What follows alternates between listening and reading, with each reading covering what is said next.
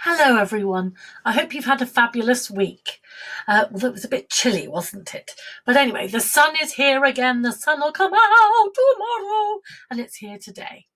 So I thought that I would do some more work with you about ledger lines because you were really getting the hang of it before we broke up. Then we've had a bit of a gap.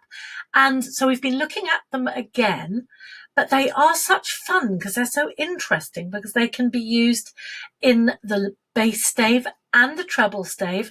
And you can have the same note, the same sound drawn in the treble and the bass clef. Who would have thought that you can? So I am going to just move away because I've actually drawn on the board already, and I'm going to move away from being in front of the board, and we're going to have a look at some of them.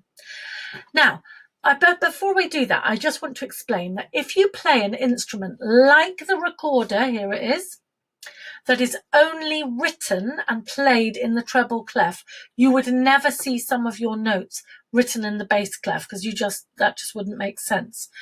But if you play the piano or an instrument like that you use the bass clef and the treble clef, you very possibly would see your notes written either in the bass clef or in the treble clef, depending which voice you sing in or play in. Yes, I should say also, of course, the voice is an instrument, very important one.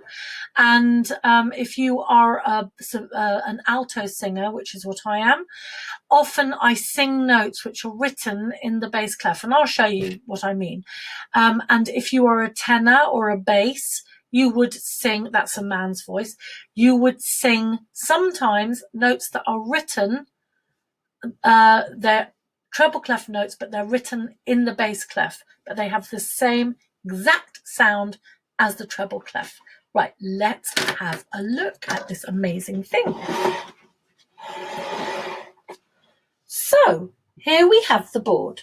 Sorry, I've got something on my screen which is a little bit off-putting, so I'm just going to take that away. Here we have the board. And as you can see, I've drawn a bass clef and a treble clef.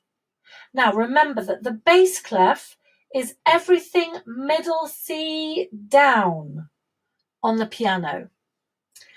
And the treble clef is everything middle C up. So this note and this note are both middle C. So they have the same sound. But this is written in the bass clef, and this is middle C written in the treble clef. So as you can see, we have one note below middle C there. So let me just write C. So who can figure it out? I bet all of you, every single one of you can figure it out. What letter comes before C in our alphabet, whether it's the musical alphabet or our normal alphabet that we write normal words with? Yes, it's a B. So that is the B. Now, I haven't got something that's tuned that I can, but I'm just going to think, this is about a middle C, this sound, so this will be B. And then, so you can hear it's lower, it's coming down. And so what letter comes before B in the musical alphabet and our normal alphabet? Of course, you're absolutely right. It is an A. So these three notes have exactly the same sound as these three notes. This is A, but written in the bass clef. This is B, but written in the bass clef. And this note, as we already know, are both middle C. So you can see that this B, well, you can first of all, let's start with C. C is below the stave. It's below the bottom line, so we need to put a little ledger line in for it. And then the next space underneath C, which is B, obviously needs to have the ledger line that the C would go on, but it's below it. So we draw the note below the ledger line. And then finally, the last one I'm doing today on here is the A. So we already know that notes can always and only be on either lines or spaces. They can't go anywhere else. So if C is a line, B must be a space, which means that A has to be a line. And look, if we go down to the bass clef, this A, which has exactly the same sound, is a line. And this B, that has exactly the same sound as this B, it's above the stave, isn't it? It's not on a line, it's in a space. And so there you are, it's in a space. And then middle C, as we know, is on a line. Then what I did, just to be fair, because obviously I'm showing you how to write notes below the stave, but in the treble stave that are the same as the notes on the bass stave, it's only fair if I do it as well, showing notes that are on the treble stave, how we would write them in the bass stave. So this, now, if you boys, when you become older and your voices break and you get a man's voice, you will sing these notes. Absolutely for certain. You will see music written like this for you guys. Now, ladies, some of you like me might end up with quite a low voice. And you know I can sing very high as well. But I don't like singing up there, and that sounded awful. Didn't sound like a strangled parrot. So I prefer to sing lower down. So oftentimes the music that I sing has notes written below the stave like this. So anyway, what letter comes after C in our alphabet? I can hear you all screaming at me. It's a D. So there it is. And that is exactly the same sound, but written in the bass clef. Because look, there's middle C. D follows C, so it must be in the space above C. There it is. And D is in a space, but because it's in the treble clef here, it's below the stave. But those two have exactly the same sound.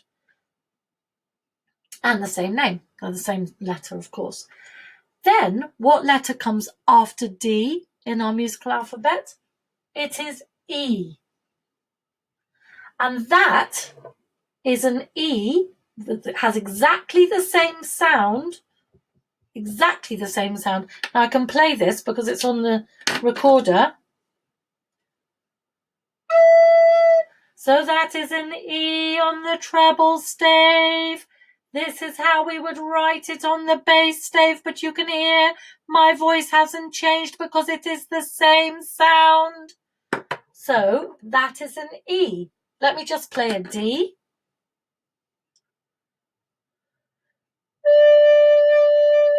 So that is the D in the treble stave. That is how you write it in the bass stave, but it has exactly the same sound. You can hear that my voice hasn't changed at all. And then this is the C. This is the C in the treble stave and the bass stave. It has the same sound. Now I can't play a B on the recorder because the lowest note is a C. So you're just going to have to trust me. This is a B. This is the B in the treble clef. And this is exactly the same note, but written from the point of view of the bass clef. And this is the A. And the A from the treble clef is written like this, but from the bass clef it is written like that, but it is the same sound. That's enough of that. Now, let's have a look. Carrying on. I'm not going to keep writing all the notes that we're going to be looking at on the treble stave here in the bass stave because it's going to have too many ledger lines. But here we have F, Then we go up to G. Now I'm going to race through these because I know you're all amazing at these. A is in the second space. B is on the third line. C is in the third space.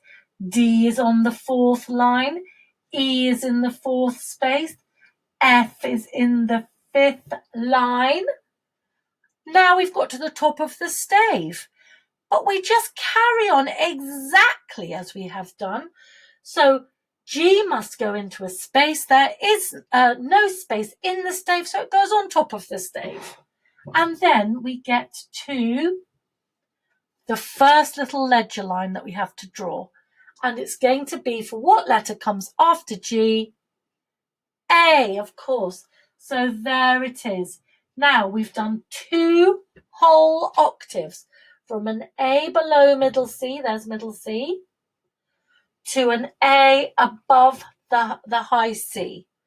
So that is a lot of notes, and that's going very, very high. I'm not even going to try and sing that because it might make, if you have a cat or a dog at home, it might make them run out of the house because it's a very, very high sound, and I do not have a very, very high voice, so it will sound awful. Now, okay, I'm going to take the board down, so I'm just going to pause my video for a second. You go and get your recorder. Now, hello again, I'm back. Here I am, and I have got my recorder. Did you get yours? And I am going to look at music set 4, page 14. Don't forget that the page number is in this little splodge in the top corner. Now, we are going to look at a note that we did just start learning before we broke up, but I wanted you to revise the work we'd done before that because we hadn't done recorders for an awfully long time. But we're going to look at letter E. Now, do you remember I played it for you and I showed it to you on the stave? So it's on the very first line of the treble stave. There it is, E. And the way we play it, it's shown here on this little yellow tab. So you put your thumb on the back. All the little holes that are coloured in, and they're all black, they're coloured in because your finger is on top of them. So that goes your thumb on the back. Then your left hand, remember your left hand has the L in it. There, oh, just a sec. L, that's my left hand. But when I turn around, it's like that to you, okay? So your left hand is Peter Pointer, Toby Tall, Ruby Ring, and then your right hand, you're going to cover your Peter Pointer and your Toby Tall on this side. Did I say the right names for this? Tommy Thumb, Peter Pointer, Toby Tall, Ruby Ring, and then we've got Peter Pointer and Toby Tall in our left hand. Now, I just want to warn you, because E is actually a really hard note to play. So you have to be careful that you have got all of your fingers covering where they're supposed to cover. And I'll just show you what I mean. Because if I, for instance, don't cover up all of the holes properly, this is the note. No, let me do it properly. This is the noise it should be.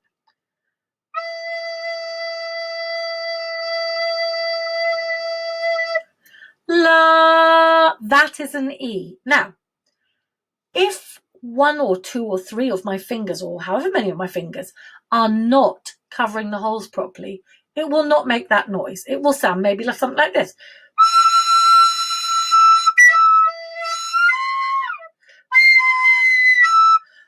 What a horrible noise. Anyway, there's no point just going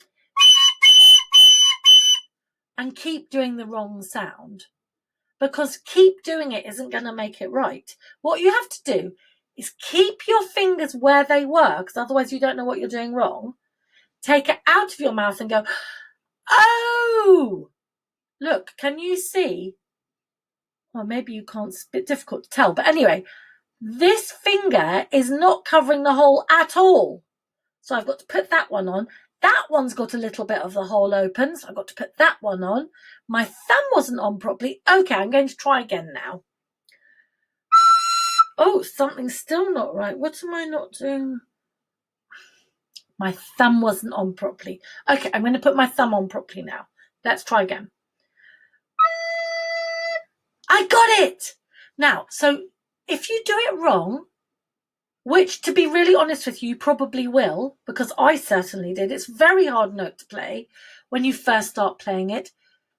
Just take it out of your mouth, check your fingers, put it back, blow again. If it's still not right, take it out, check your fingers, put it back, try again, and you will get it. You will get it.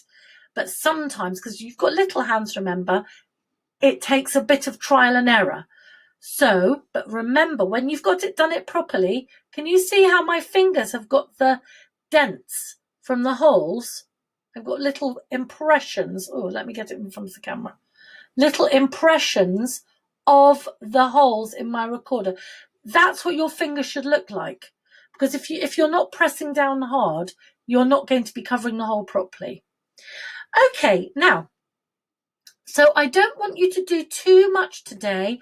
I just want you to get playing that E so it's accurate. That's all I want you to do today. All right. So, and that is tricky. So you try it and get it so it's really good. So if you put your fingers on the recorder from nothing, oh dear, try again. Ooh, right, try again. Good. Now can I do it again? Yes, I can. Can I do it again? Yes, I can. Can I put my recorder down? Can I pick it up? Can I do it again? Yes. Once you can do that, you know you've really got it. Anyway, good luck. I know you'll all be fabulous, and I'll see you next time. Have a good week. Bye.